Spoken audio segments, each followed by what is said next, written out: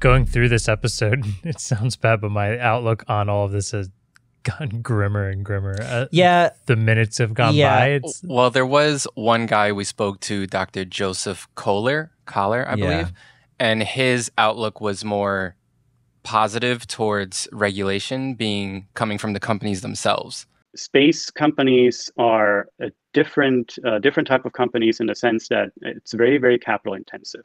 Now, that being said, I think that gives us some time from a regulatory perspective to understand what the projections are, what the forecasts are, what the type of satellite or constellations those companies are proposing, to start working with those companies, recognizing that there is a need, recognizing there's a common benefit, but also recognizing there's common risk, and starting to work with those companies and developing the right rules of the road and the right best practices.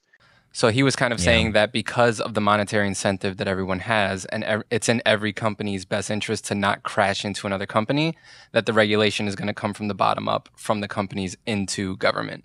How do you guys feel about that? I don't know if I buy it. It's very optimistic. It's super, especially early, but it eventually becomes a numbers game, and we see every company.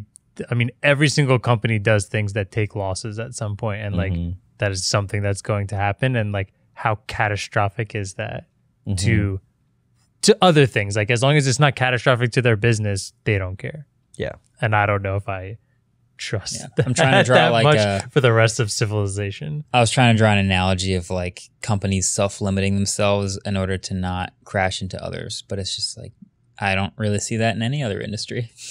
So it would be very optimistic for this to be the first industry where companies are like, you know what, for the better of the planet, let's not do so much. Yeah. To go into zero regulations and think that like we have companies that are going into regulations and still like not self-policing themselves correctly with drawn lines. I know it's a very like sad outlook, but it's like if you don't do something, someone else will. If it is profitable and if it will get them ahead of other people, and that's just the way the world operates. And so I think that's why a lot of these astronomers are just they're just convinced it's like this is happening. Yeah, I mean, who could? Like, I can't even think of what how to could get around it. Potentially and start regulations. I know, it's like that's the thing, is like the UN space president.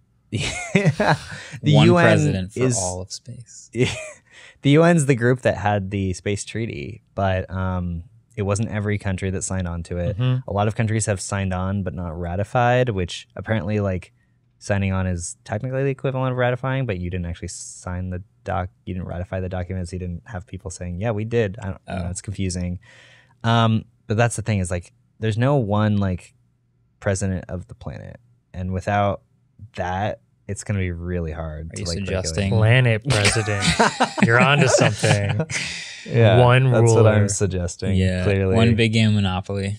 Yeah. Wow. But on the flip side, everyone gets free internet. How important is that? Yeah, I don't enjoy that 10 millisecond What part ping. in here were we getting free internet? Was it actually free No, internet? it's not free internet. Yeah, I was gonna say, Sorry, like, everyone gets it's internet. still that's Low cost. that is also the other thing. There is like, yeah, I guess it has to get cheap enough, but like at the time it gets cheap enough to hit those places that are really not able to get internet right now. Is there a better solution to get internet to them by then?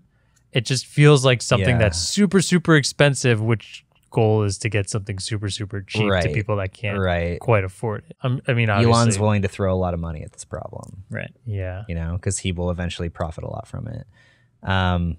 Also, just a couple quick fact checks. It was the European Space Agency which had to take evasive action to stop its satellite from being hit with Starlink.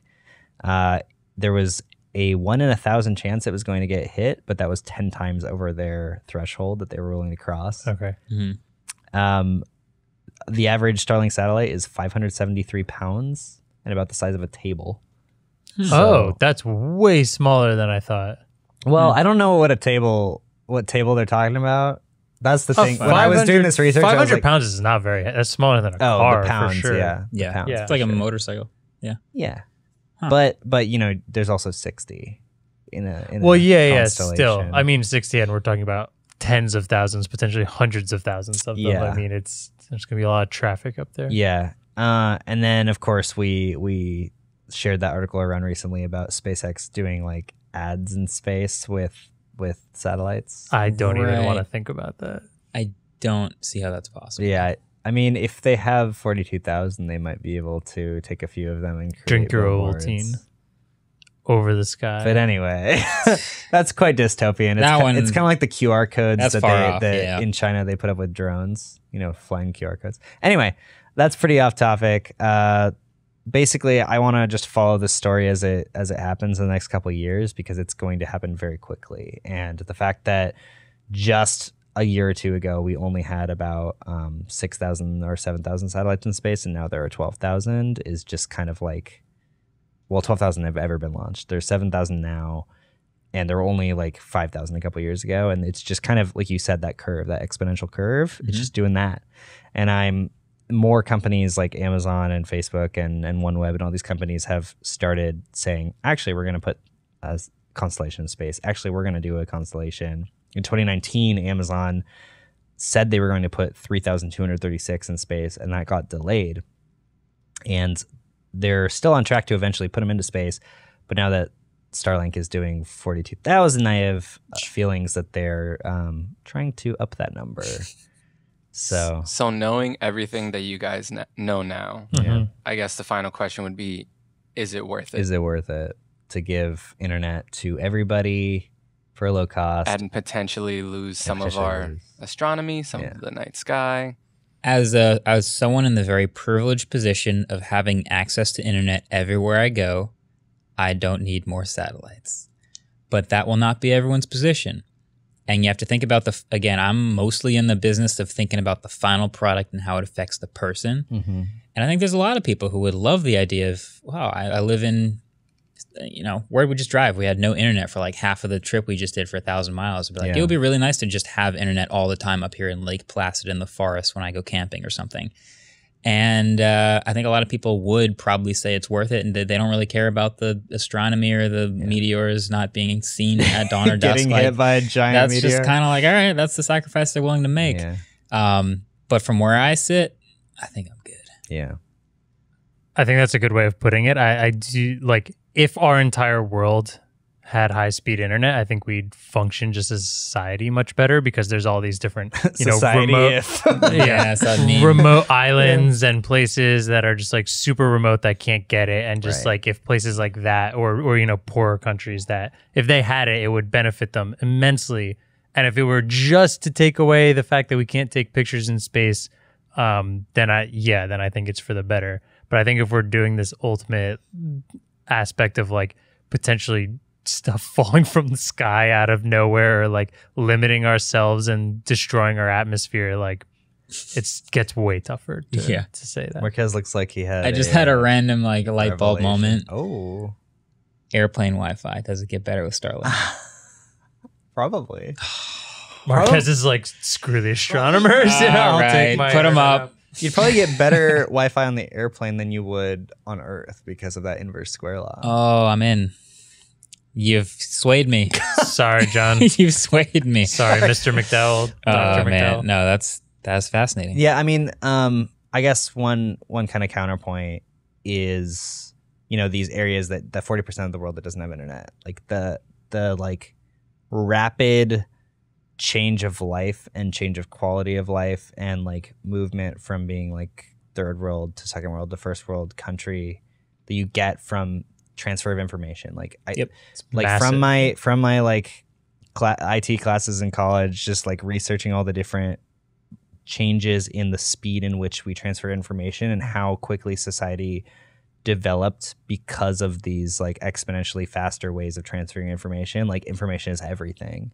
It went from, stone tablets to horse and buggy to the post to email was the biggest freaking change in the way that the business in the world operated. Yeah. And then we have way to ignore the printing press. Yeah, books. Forgot about that part. Forgot about the book part. Yeah. The wheel. But yeah, it's just these areas could go from being extremely remote to like participating in the global economy. Yeah. And that's 40%.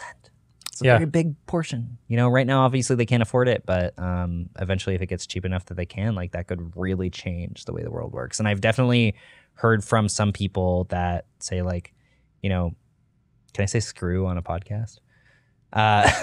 screw trying to colonize Mars. We should be taking care of the planet we have. You know, and you know, I think there are multiple sides to that. Obviously, we know that our planet is eventually going to become uninhabitable. But that's my favorite Neil deGrasse Tyson anecdote. Yeah, when he's like, "All right, so I heard that in order to populate Mars, you first need to terraform it. So you drop nukes on the poles, and you've like, you know, you restructure the whole planet and the atmosphere and everything, and that's going to take billions of dollars and like all these years." But we also already have Earth, and that's in pretty good shape. We could probably do a little bit better and a little bit cheaper if we just fix up the one we have here. Yeah, right.